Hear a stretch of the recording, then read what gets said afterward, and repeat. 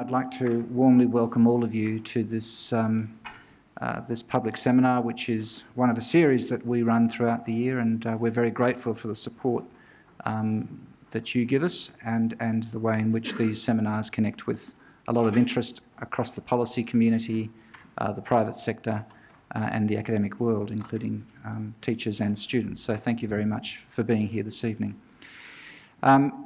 I'm going to hand over very soon to Professor Roger Bradbury, who is the Acting Director of our Academic Outreach and Research at the National Security College. And I'm going to do that for many reasons, but one of them is that Roger, in addition to those roles, is also overseeing a major multi-year research project that the NSC is working on in collaboration with international partners in the US and the UK on the ecology of cyberspace. And some time ago, we commissioned some work from a number of people whose names are on the front of this publication this evening to reinforce that focus that we're giving to cybersecurity issues.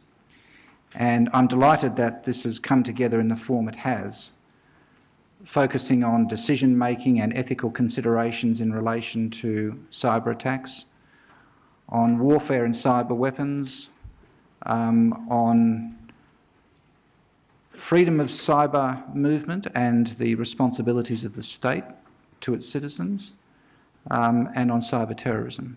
And all of these have been addressed in one shape or form in these papers by 6 scholars, and I think it's a great contribution they're making to this very important debate, and I compliment them all on the work that they've done here. We're very, very pleased to be associated with it, and a number of them will be speaking this evening that Roger will introduce. Can I say I'm particularly pleased to have here this evening Associate Professor Mick Kelty, with whom I've worked in various shapes and forms over the years, and now in a different one, and I'm very delighted that he's played an important part in this project, and I'm also grateful to all of the other scholars that have contributed. So Mick, a very warm welcome to you and to all your team. So again, thank you very much for coming. I'll now hand over to Roger, and we look forward to the discussion this evening. I did forget one important thing which I should have mentioned at the start, and I apologise. I'd like to acknowledge and celebrate the first Australians on whose traditional lands we're meeting, and I'd like to pay our respects to the elders of the Ngunnawal people, past and present.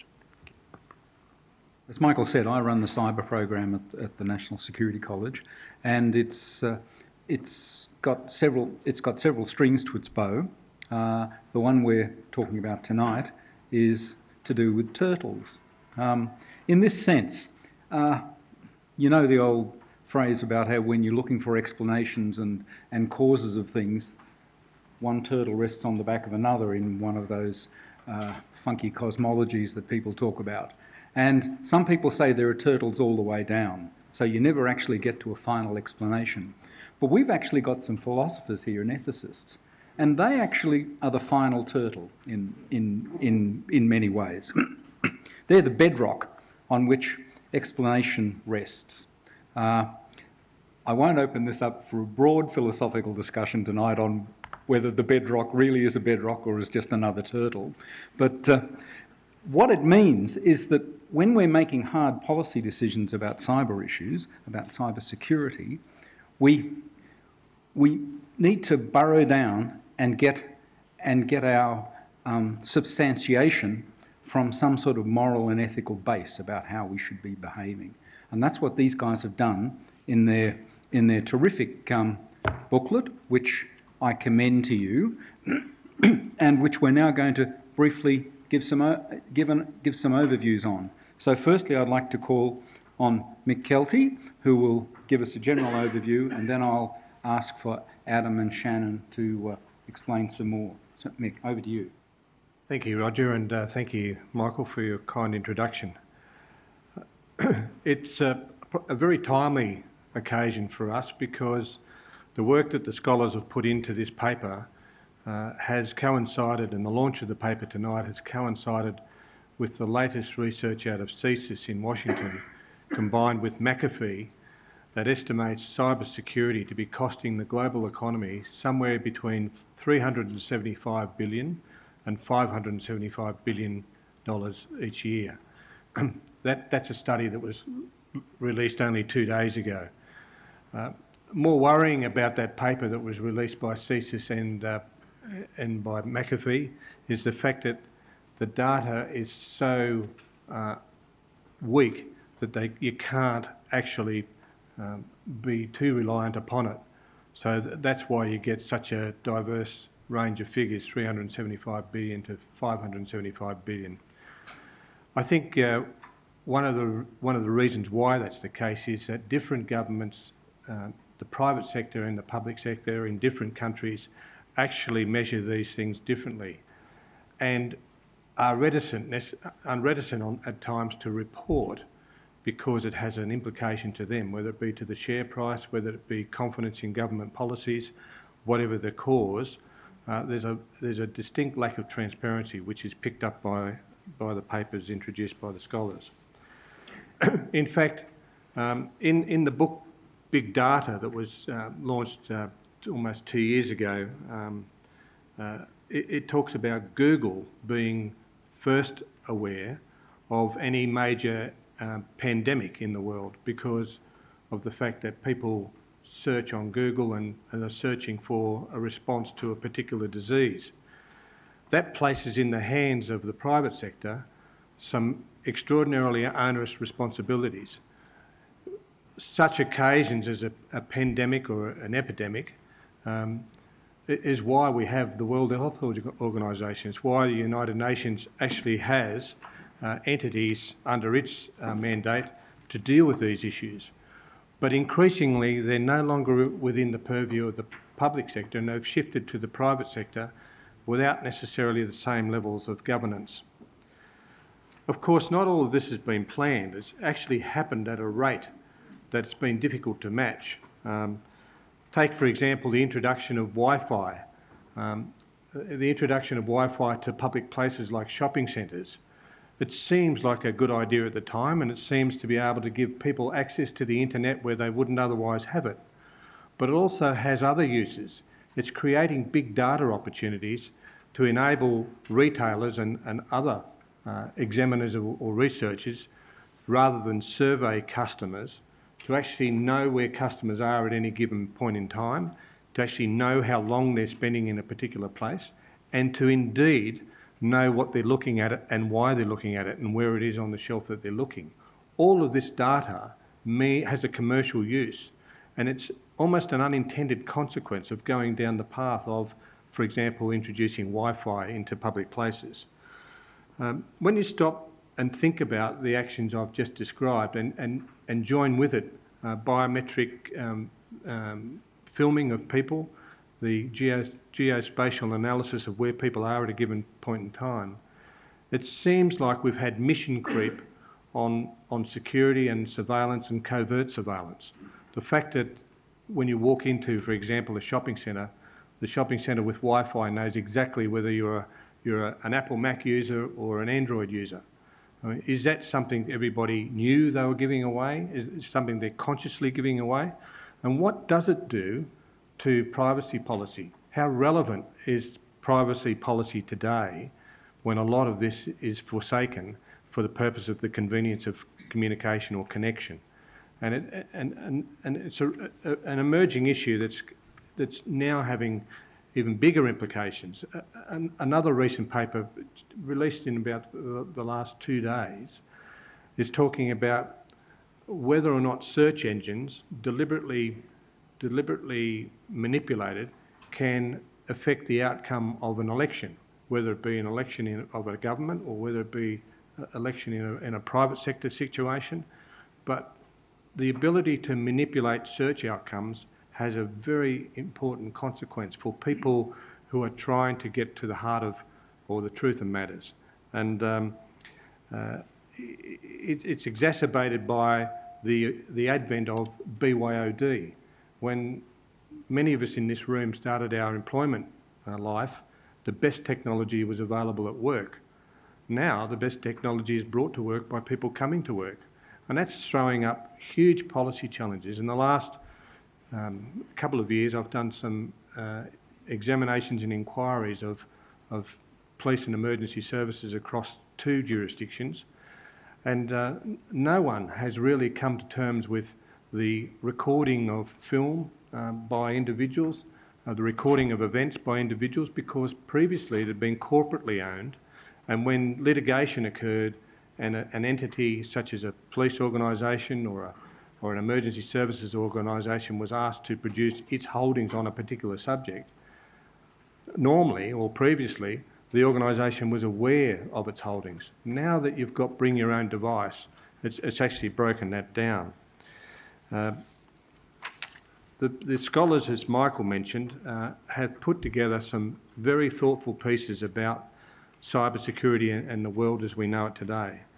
Adam Henschke's paper describes the current environment of cybersecurity as involving a complex series of relations between old and new actors. Recognising the right of individuals and states to protect themselves from attack, Adam's paper seeks to establish a transparent decision-making process that allows others to judge whether or not the response in the circumstances has been justifiable. Nicholas isn't here tonight, but Nicholas Evans's paper reintroduces the notion of dual use that we saw emerge out of the export-import sanctions during the Iraq War. There's good and bad uses, and Nicholas's paper talks about the dual use, and it suggests that investment into costly prevention strategies may not be appropriate in the circumstances. And when it comes to cyberspace, rather than investment into prevention, it might be better to invest into preparation strategies.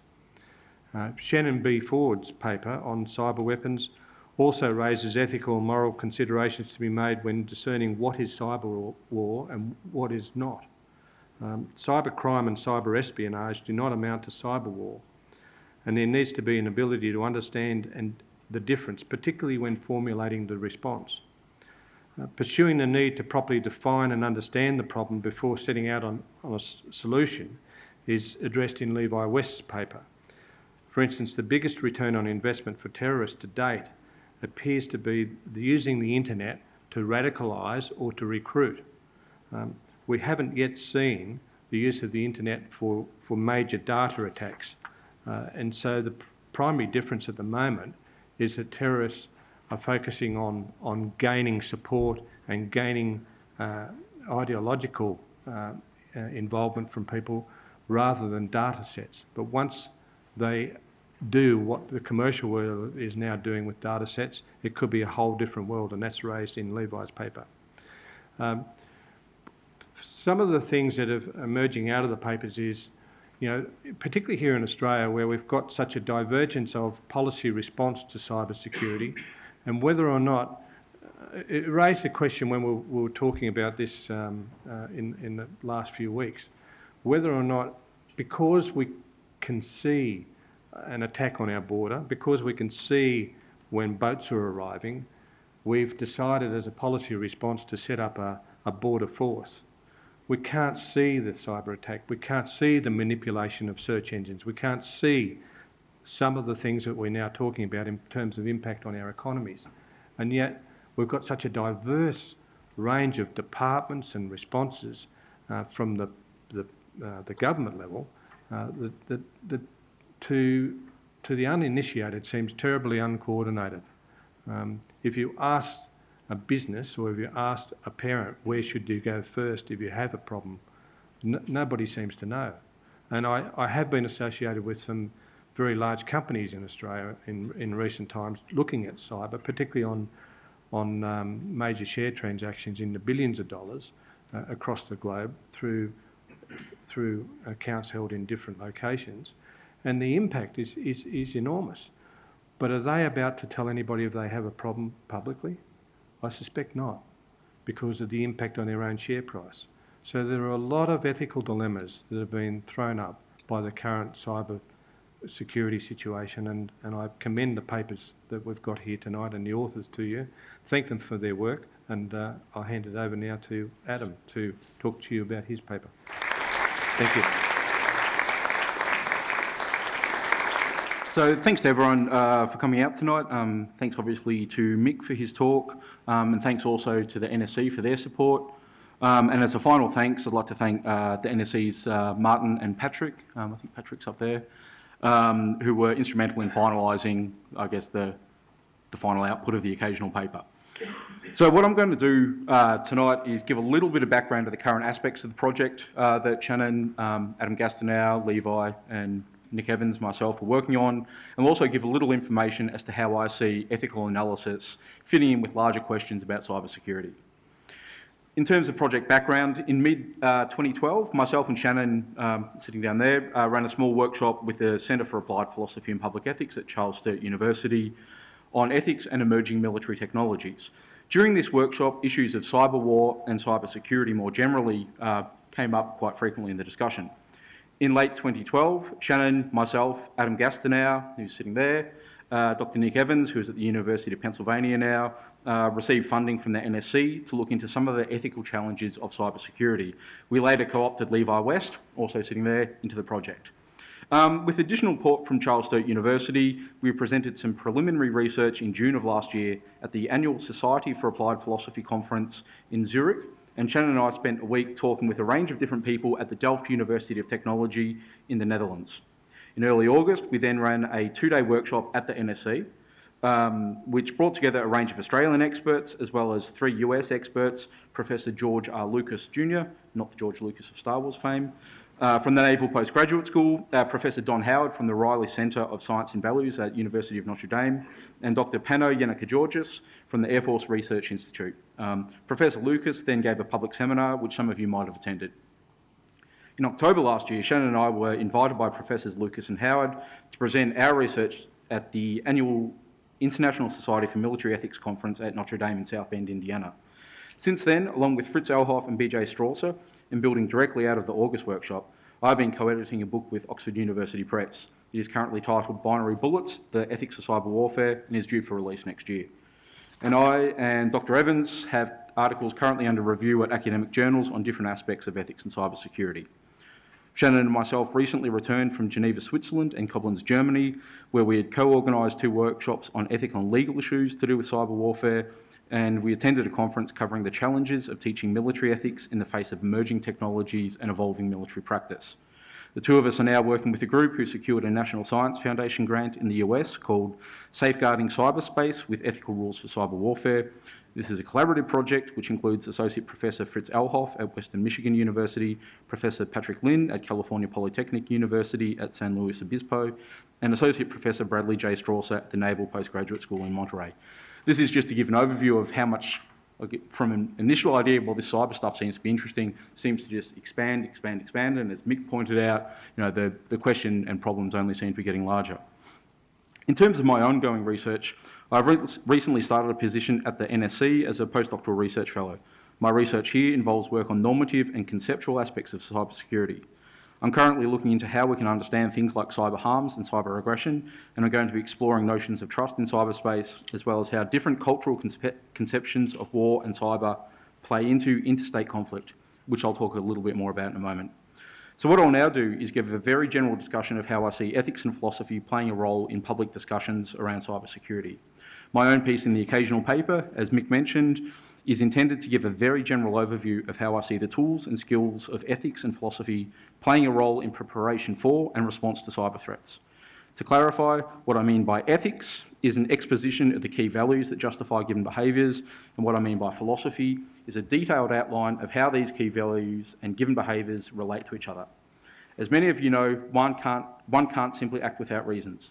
When considering actions that have a special social significance, such as the actions of government, the military, policing, or more specifically, actions that occur in the context of security, we can't simply act and leave it at that. What we need to do is act well and to be able, when required, to give publicly justifiable reasons for such actions. Cybersecurity is obviously a socially significant realm, in that people both expect their government to provide some level of security against malicious actors and demand that their rights are protected as much as possible. This can create a tension where one set of ethical values, such as the pursuit of national security, may have to be traded against another set of ethical values, such as privacy, the risk of virtual harms, or trust in institutions. What makes this an especially problematic area is that many of us are in a state of confusion about exactly what future cyber threats are and how we can actually plan for unforeseen threats. Furthermore, given the sensitive nature of security threats, many aspects of national security need to be kept confidential or secret. My hope is that ethics can add to the discussion by pointing out and understanding when value trade-offs are being made, and hopefully when they can be avoided through good planning. Through good conceptual and analytic work, we hopefully develop reasons that have the necessary rigour to explain just why, in a given situation, a particular value trade-off was made and why it was justified. To give an example of how an ethical analysis can add to current debates, some work I've recently done analyses the morality of metadata. In this work, I asked, what are the reasons that metadata would be considered morally important? Firstly, we ask, does metadata have an intrinsic value? Is it a form of information that is something important in and of itself? For instance, is it comparably intimate to information we typically consider private? Think now that while a small section of metadata is not problematic, combine different forms of metadata and a highly revealing set of information can emerge. If John calls Jane once, this might mean very little. Imagine now that John calls Jane, and Jane then calls Jim, and Jim commits a crime. If this was to happen every time Jim commits a crime, we might consider that John could be involved in Jim's criminal activities. Secondly, we need to ask if metadata is instrumentally valued. Can it be used in ways that impact on something morally important? For instance, could its misuse produce a decline in people's freedom? The use of metadata to track down political dissidents is one example where metadata, combined with other information, has been used for morally bad purposes by morally problematic governments. Given that metadata is so openly and freely used, there seems to have been an assumption that people do not consider it morally important. Two possible explanations for this position are that what's important is what's private, and metadata is not private, therefore not important. We know that metadata arises through shared relations between people, often through a third party. So by definition, it does not seem to be secret. And if it's not secret, it is no longer private, or so the thinking goes. This claim is problematic, however. It rests on a certain conception of privacy as secrecy, which is just one way to think of privacy. For instance, another way that privacy is being conceived of is to think of it as control over intimate information. And so a second possible reason why people don't seem to care about metadata is because the content of metadata is itself innocuous, and therefore it cannot be intimate, so should not be considered private. But this claim is also problematic. Like putting together a composite picture of a person from what is more like a random bunch of dots, we can produce something very revealing. The thing to keep in mind is that following processing of metadata, we produce useful new information, and an intimate portrait of the target person can now emerge. So my general approach is to consider that ethical theories, coupled with good analytic rigour, can help recognise value conflicts, and, if needed, can offer an analysis of prescriptive responses to such value conflicts. Moving from the small personal level to the interstate level, consider now a dispute between states over cybersecurity.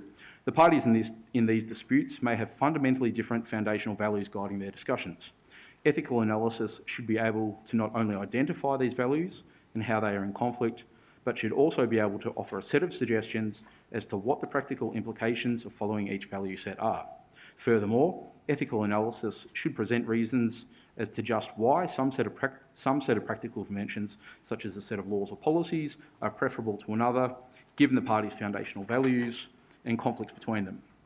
Good ethical analysis, I suggest, should do more than offer theoretic analysis, but to guide action in ways that are both practical and useful. For instance, something that I've started working on here at the NSC is to research and develop the conceptual tools that would be needed for an international consensus on cybersecurity. One fundamental aspect to limiting the risk of cyber warfare, particularly the risk of military escalation, is to aim at some set of mutually agreed upon rules of engagement and norms of military behaviour in cyberspace. At the core of such rules and norms are a set of conceptual discussions about what count as cyber weapons, cyber attacks, the credences in attribution to a given attacker, thresholds for military responses, etc. I consider these foundational discussions to be in the field of ethical analysis. So the final thought to keep in mind is that none of us here claim to have all the answers. What we are hoping to do with this ongoing research is to help in framing questions and to ensure that key ethical values are included in any of the public discussions arising from this evolving and complex set of realms. Thanks. Thanks, Adam, and thanks for the kind introduction, Roger. If philosophers are the bedrock, then political scientists like myself are probably the dirt that sits on top of it. So I'll try and get a little bit dirty with this discussion here of ethics and politics. It is a privilege to be presenting here at the NSC, and I'd like to thank them for funding this research project over the last year. I'd also like to thank the Centre for Applied Philosophy and Public Ethics for its support to Dr. Henschke and myself, and also the Australian Graduate School of Policing for continuing to support this research and the opportunity to apply this knowledge to programs aimed at professional development. And of course, my fellow authors, Dr. Adam Henschke, Dr. Nick Evans, Levi West, Adam Gastineau, and of course, Professor Mick Keelty. The authors of this NSC occasional paper have provided an overview of the central themes of their investigations into cybersecurity, in particular the non-technical dynamics of this emergent and complex policy area. An effective response to emerging threats to cybersecurity requires a comprehensive understanding of the problem and its potential solutions. Threats to national and international cybersecurity are a growing reality, but many of the important theoretical, ethical and policy aspects of cybersecurity remain unexamined. A number of key questions arise between the diversity of threats to cybersecurity, the trade-offs required to manage cyber threats, and lack of agreement about who is responsible for securing cyberspace. How do we best conceive of the harms incurred by threats to cybersecurity? How should we understand cyber threats in terms of more conventional modes of violence? How do we understand the convergence of information technologies which may be compromised by cyber threats? How do we weigh these threats and develop a systematic way of dealing with them that encompasses a range of potentially qualified but not uniquely capable actors? My brief presentation today concerns three general observations about ethical analysis in cybersecurity. First, I begin by exploring the way that radical changes in technology are transforming the ethical issues or norms of conflict. Then I touch on the important ethical issues relating to privacy, anonymity and confidentiality. And finally, I finish by making some observations about the role played by trust. But before I start, I'll make just one clarifying point about what I mean by ethical analysis. As Dr. Patrick Lynn from California Polytechnic, who is a czar when it comes to ethics and emerging technologies, suggests in his recent article in the Atlantic magazine, contrary to popular opinion, ethics is more than gut reactions or intuitions. It's about drawing out and applying broader principles that ought to guide our actions, such as maximising happiness, respecting autonomy, doing no harm, or treating others as you'd want to be treated. Now, my first general observation today is that radical changes in technology continue to transform the norms of conflict. The emergence, evolution and global expansion of the internet are central to developing an understanding of cybersecurity, obviously. Although the ubiquity of computer technology itself has been important, it is the emergence of the complex global system of interconnected networks linking hundreds of millions of computers around the world that makes cybersecurity an omnipresent domain that reaches deeply into multiple facets of existence, and as such presents a multitude of gaps for potential security threats to manifest. Despite it being an emergent field with arguably fundamentally different characteristics and dynamics than previous security issues facing nation states, the frameworks and perspectives that are informing the discourse, the policy and the strategies are a continuation of pre-existing approaches. This means that in most, if not all instances, the approach being taken is state-centric. This is justified by the continuing presence of the nation state as the primary actor in international affairs, with the capabilities to marshal substantial resources and project significant power. It is generally recognised that cyber capabilities offer a number of distinct options to actors other than the state, yet this has limited impact on the responses that are being developed by states and by the international system. Clearly, a significant challenge for the conventional understanding of conflict is the recent development of cyber weapons and their emerging use. The use of military capabilities to deal with cyber threats creates a number of headaches for conventional ethical approaches to conflict. First of all, at least when it comes to the use of military cyber capabilities, the warfighting distinction, which is something I discuss in my section of the occasional paper, still leaves us with insufficient ethical guidance for the use of cyber weapons in war. For example, the warfighting approach to judging the use of military cyber capabilities doesn't help us reduce unnecessary collateral harm. It is the military ethicist's role to ensure that the correct moral criteria are understood by users of cyber weapons and to insist that users are duly diligent in ascertaining technical capabilities and relevant aspects of situations in which they are used. A second problem with the warfighting distinction is its failure to acknowledge the necessary non-war role played by military cyber capabilities.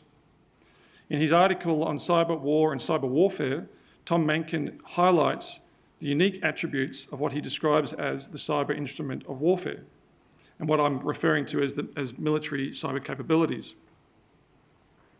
Mencken argued that the effects of cyber capabilities, unlike conventional military capabilities, can be both instant and global. Furthermore, cyber capabilities are not only available to state actors. Many non-state actors and also pseudo-state actors are playing an important role in cyber conflict. As a relatively new military instrument, cyber weapons are surrounded by a great deal of uncertainty. Importantly, the novelty of cyber conflict makes it unclear what actions may constitute an act of war and which actions may lead to escalation. The point being that military cyber capabilities have a necessary peacetime or non-war role, and this role has been often neglected in discussions relating to military ethics. Now, my second general observation is on the topical and crucially important aspect of privacy, anonymity, and the concern with personal data, which Adam raised. Recently leaked documents have created a broad debate about what governments should legitimately be able to access in terms of personal data, and what reasonable expectations private citizens should have in regards to their own personal data. But our understanding of privacy is being challenged by radical change in information and communications technology. The emergence in particular of social media has altered for many what constitutes private and what constitutes public.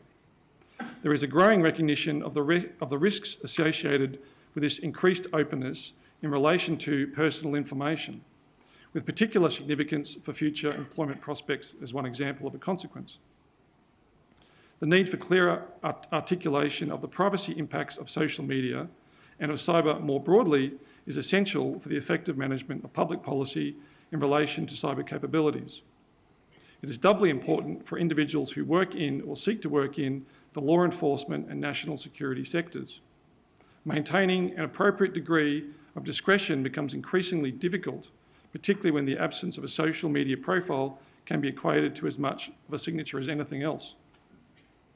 The emergence and increasing ubiquity of cyber technologies means that there is a key role to be played, in particular in the national security space, for clear and articulate voices on behalf of privacy. As pointed out by my colleague Dr. Henschke, cyber not only throws up a whole set of novel challenges to civil society, it also highlights where there are existing tensions and dilemmas, especially when it intersects with the exceptional powers and authorities that law enforcement and national security agencies are provided. It is important that these agencies, as part of their responsibility to maintain legitimacy in the eyes of the people they serve, are able to articulate and justify exemptions from these privacy considerations. Now, my final general observation tonight relates to the issue of trust.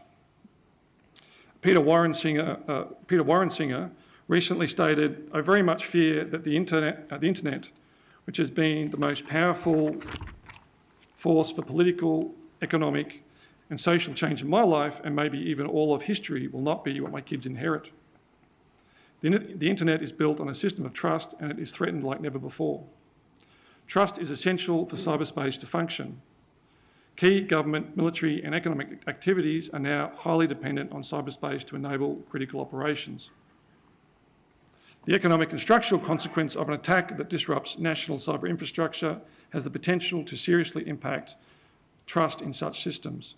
As a result, any discussion of cybersecurity must include a discussion of trust."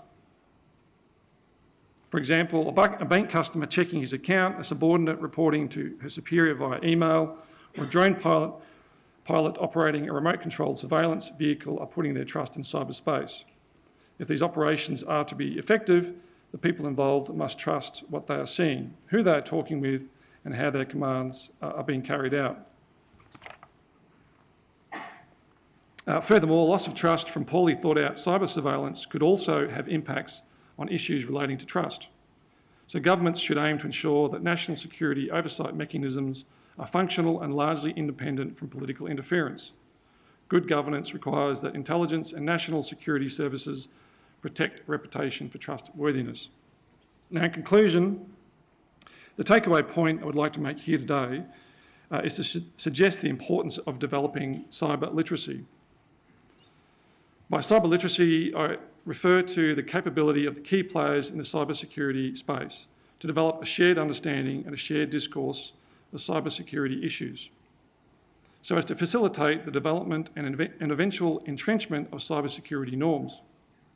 This process can support the emergence of normative behaviours which are especially important in a novel space like cybersecurity.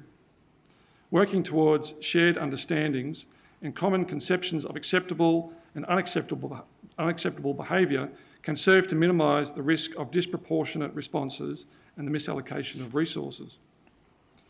The first step in this process necessarily requires us to take positive steps towards a shared understanding of the political, social and economic dimensions of cybersecurity and insecurity, and to ensure that policymakers and analysts, as well as the crucial technical operators, have a common understanding of the dynamics of the cybersecurity issue. Academic research and research-informed education and professional development play a central role in this.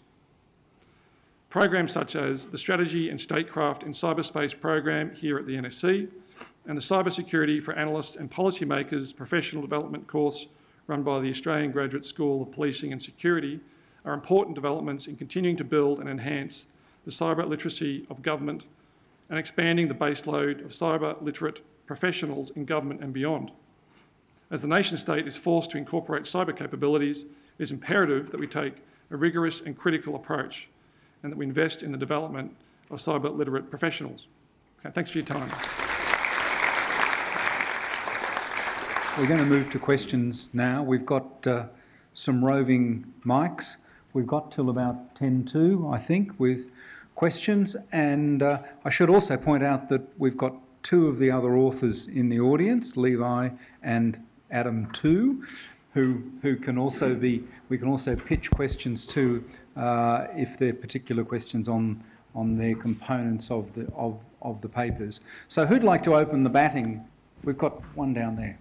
My name's David. I'm college alumni. Having not had much dealing with philosophers before, I'm just wondering if we took the cyber prefix off everything, cyber warfare, cyber security, cyber weapons, if we took the prefix off that and just called it warfare, weapons and security, does that actually present a significant philosophical change to the way we should think about it?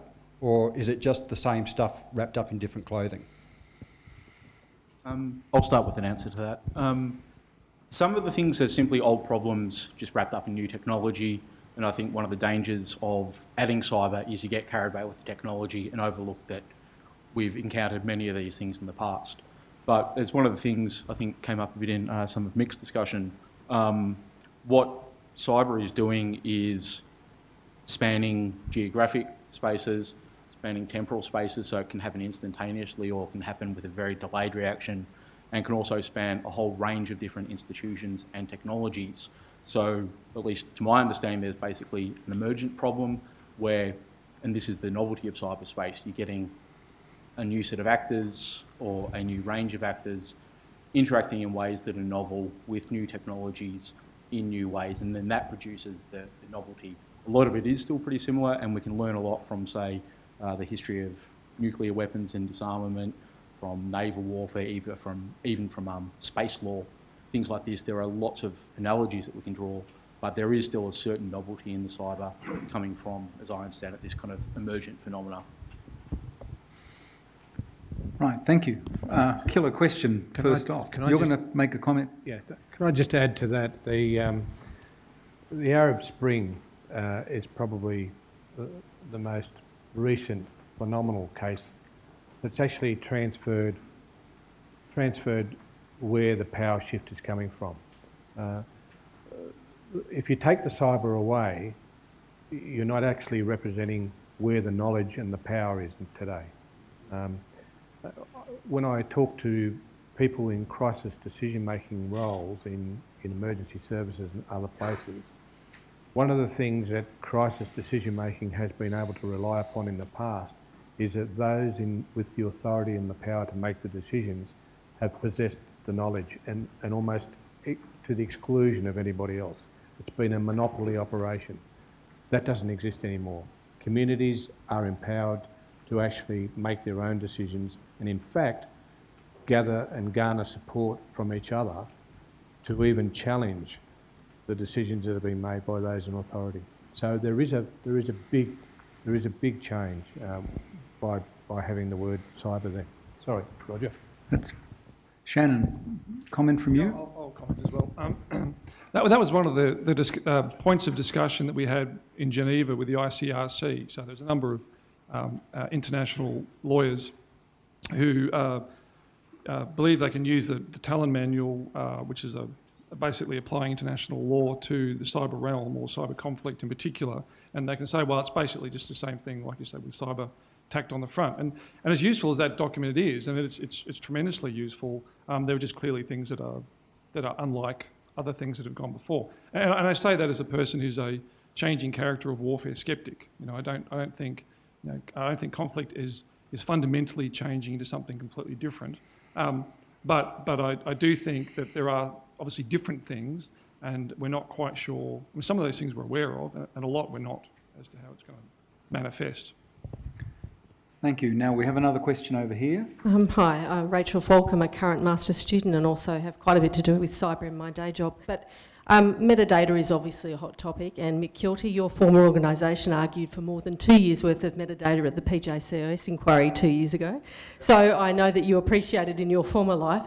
I just think there's an interesting ethical, I'd be interested in your ethical views here. Metadata is obviously used quite rightly through shopping centres and in a range of large organisations, and the White House recent paper on big data described it as digital exhaust. But fast forward to a few years and we get a cyber 9/11. Metadata will be integral into piecing together perhaps what could have been stopped and what could have not been stopped. What's your sort of ethical views? How much of the public foregone their privacy? But have you thought about the fact that the use of metadata by agencies, both law enforcement and intelligence, really can't be discussed openly because they can't often publicise the work they do? And how do you sort of balance out that sort of public debate? Sorry, curly question. I'm happy to. Okay, I'll take a punt at that one. Look, I think, I mean, first of all, a simple thing is you can employ an ethicist to actually look at what you're doing in terms of these internal organisations. Right? And that's not just a plug for ethicists, although it mostly is.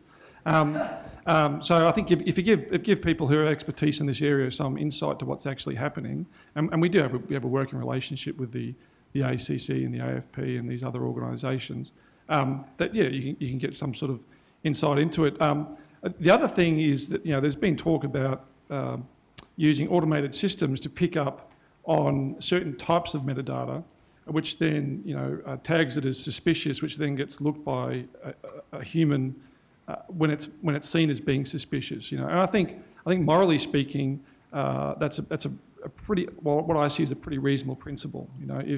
If there's something that is suspicious, and you can talk about how you go about developing what's suspicious, then I think then you bring a human into the loop once it's kind of been flagged as something that's suspicious. I'm certainly of the opinion that just hoovering up data because you can is not a good idea. I think that's just bad intelligence practice anyway, because it's like the kid who basically takes out all the books out of the library and just hoards them and never actually looks at them.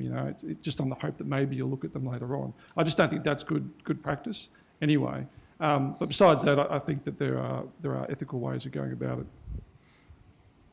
I'd also like to add that at least two comments to that. The first one was Shannon discussed issues of trust in institutions, and you pointed out quite rightly that a lot of the kind of national security work that's done has to be kept secret, confidential, or out of public view.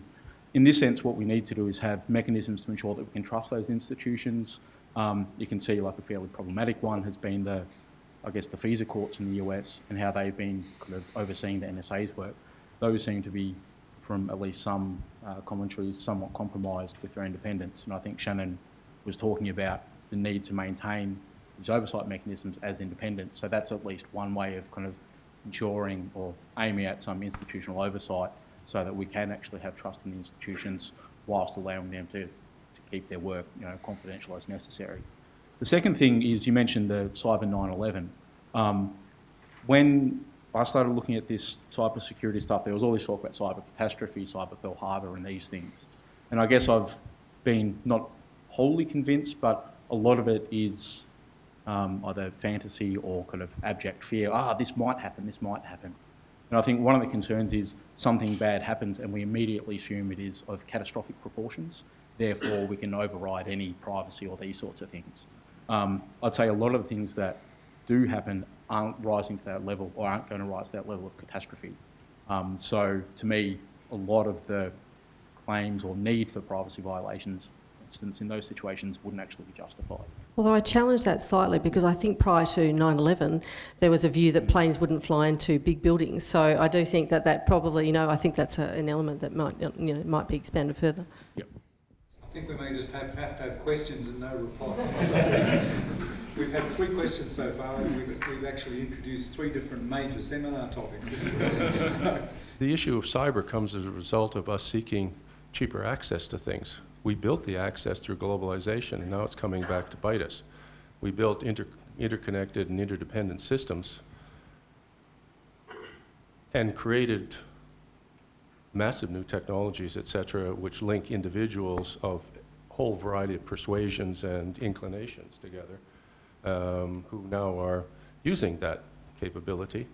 They also, most importantly, have access to knowledge which is highly sensitive and goes to the heart of the question of could we have a 9/11? I happen to believe that we will have some form of 9/11, and it will probably center around some kind of infrastructure. Whether Visa is an infrastructure or something like that is a question for individuals who are picked up in it. But more fundamentally, the question of how we actually have a notion of risk. We have security risk professionals who focus on vulnerability, and I think is absolutely the correct starting point, because off of that you can get consequence. But we are now, by the federal government's mandate, as of I think coming into force 1 July this year, imposing ISO 31000 on everybody, and that has a threat orientation, threat hazard. It is single enterprise.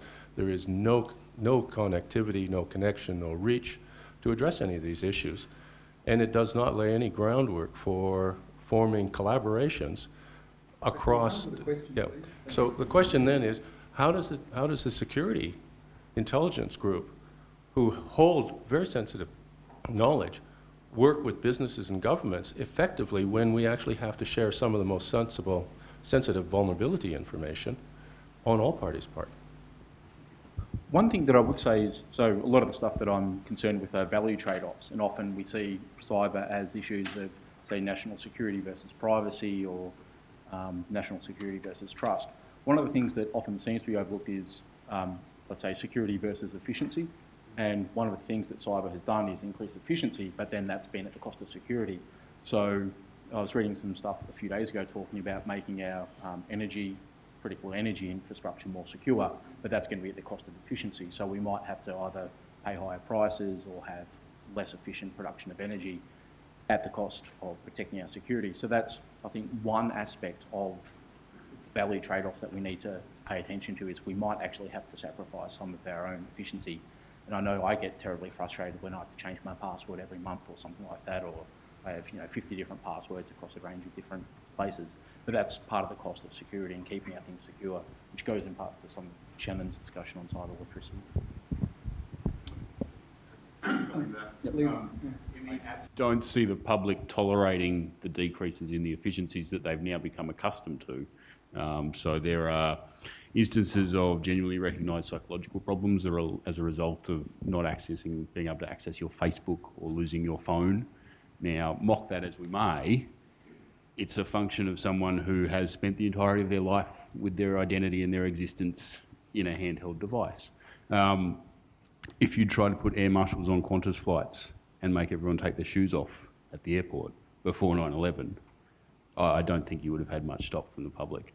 And I think this problem of efficiency versus security has become so embedded and so ingrained so quickly and become such an expectation that the idea that you've got to suddenly start paying more for it or sacrificing some of those efficiencies in the name of greater security is, I think, politically exceptionally difficult. So I can't see that sort of efficiency dividend being messed with too much anytime in the near future. Thank you. My name's Onus. I did a Master of Strategy and Security over at UNSW at ADFA, and I wrote my thesis on cyber sovereignty. So my question is around, would you say that the degree of involvement of governments in the cyber terrain means that states are looking to basically put their borders up in cyberspace? And if so, does that actually encourage or imply a growth in security issues in cyberspace? I'm glad you've done the masters in that topic. I'll have to chat to you later on. It sounds really good.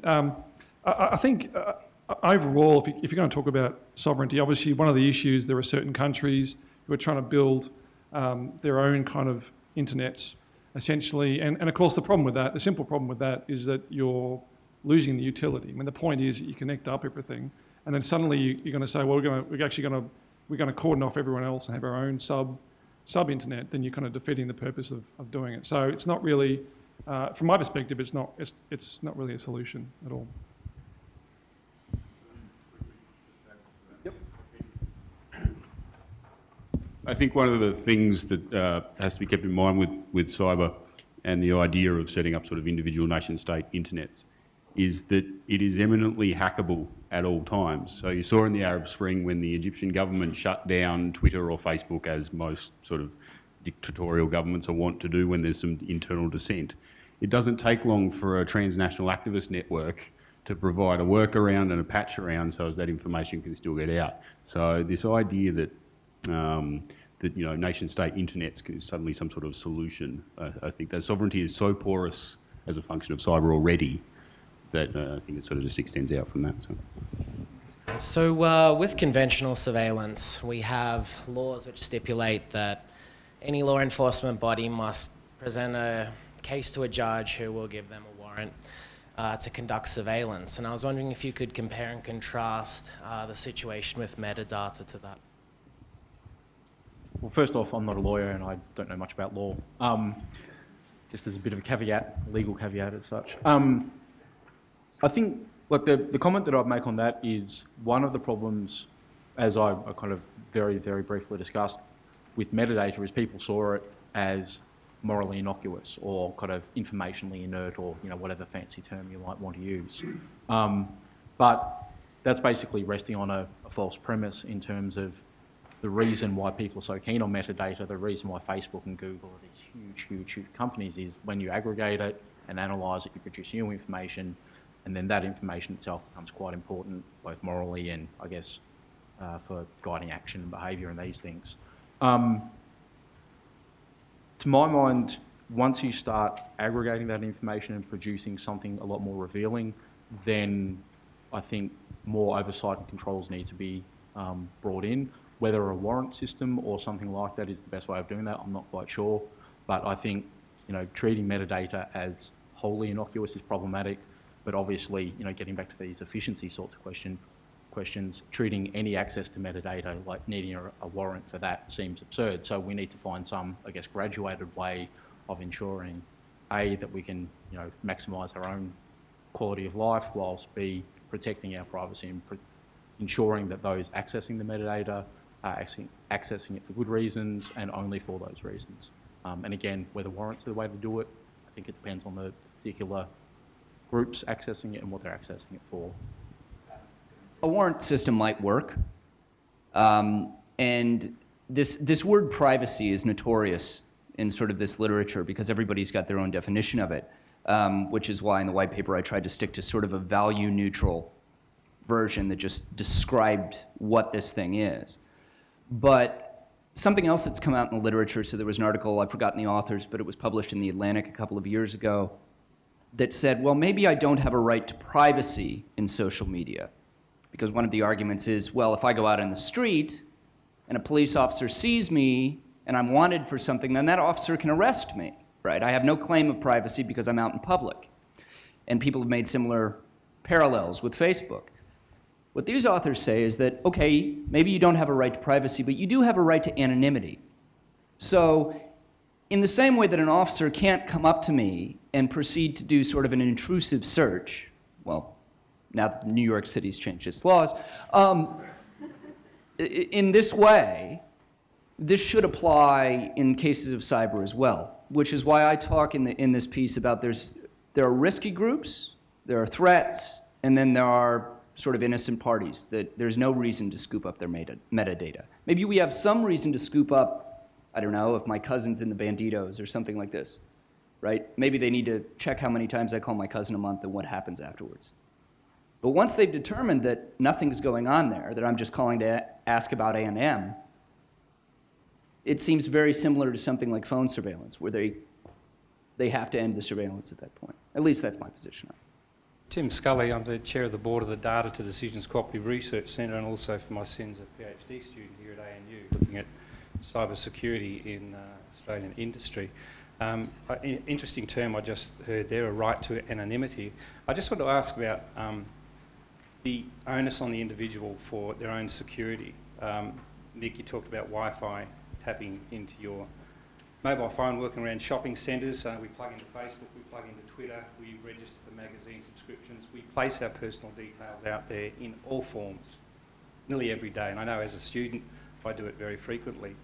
But our old notions of privacy, which tend to stem back from the days of hard copy, someone dealing with our bank statements and what have you, still carry over into this modern cyber time.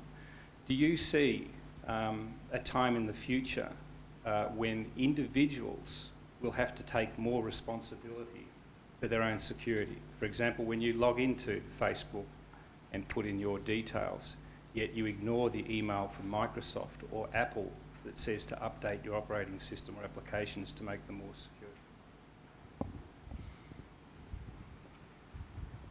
Tim, I think that goes partly also to the previous question, and this is about the trade-off. For years and years and years now, ever since we've had Hotmail, Yahoo, people have just been ticking the box. And they really haven't understood what they were ticking. And it's a little bit like destroying your own record or getting rid of old records that you no longer want. A little bit like on Facebook, trying to destroy old relationships that you no longer have. From a policy perspective, it's gone way out in front of our ability to try and control it. I think the threshold question is, are the trade-offs that we're making consciously being made? And if they are consciously being made, what is our right to either withdraw or restrict it as an individual? Because all that we're talking about here in the main is data belonging to, whether it be metadata or what it might be, but it's data belonging to individuals. And if you go back to the old privacy principles, we were talking about, people's names, dates of birth. Now that stuff sits in Facebook. If it's not in front of you, it's very easily to derive it from, 21st photos or birth photos or birthday parties. So I think, and it could also be, Tim, a generational thing. Someone nearly said it before. We've got to look at the advances that have been made through all of this. The ability for knowledge, particularly medical knowledge, to be delivered to remote areas and for people to be able to be guided through what to do in a way that we've never been able to do before. So that I think the question is the balance in trade-offs. What are we giving up and what are we receiving, and is it, are we happy to sit with it? Sorry, we do have one last question. Absolute last. It's like an auction, isn't it? Hi there. I'm still formulating. I know what I want to ask, but I just want to get the words out. What do you think of the responsibility of big corporations? So what I'm thinking is the elderly people who aren't technically savvy, they're not part of that generation, but it's becoming harder for people to not engage with this cyber technological revolution. They're likely to fall through the cracks. I mean, if they don't know how to use online apps properly, how do we protect them, and what's the responsibility of these corporations that own that technology and are pushing it out? Well, I'd first like to say I consider myself part of that older generation in that I don't really know much of what these computer things do. But I think one of the interesting things that's come out of the Snowden stuff is, first of all, there's obviously been really a lot of focus on government practice, but I think alongside that has been a lot of questions now being asked about Google, Facebook and what they're doing. Obviously Facebook's had long kind of checkered history of its privacy settings and these sorts of things. What is interesting is the way in which they are kind of, I guess, using their marketing arms to say, oh, look, it's not us, it's the government. But I think there is an awareness now that these companies do have a responsibility and they need to be taking these, the metadata and other things more seriously. And, in follow-up to some of the early questions, I think this is where the cyber literacy stuff comes in, that whether it's the companies in conjunction with the government, in conjunction with universities or other things, we need to be educating people in some way or another about this, and it's going to be different education given different generations, but I think that that is a really, really important thing, so that not only do the companies take on some responsibility, but the people actually have the capacity to understand what they're doing, how they're doing it, and why they're doing it. It doesn't properly answer the question, but I think they do have a responsibility. How that plays out is, quite complex, obviously. Thanks, Adam. Thank you. And I said that philosophers were the bottom turtle in the stack, and we've just seen their ability to range across very, very wide areas, and thank you very much, guys. I'd like to thank everyone for coming tonight and help us launch our paper out into cyberspace. That's where it's going. You'll be able to find it on the net. And I'd like you, and I hope we see you at our next public seminar, face-to-face, not on the net. And I'd like you to join me in thanking our speakers tonight. It's been a very successful night.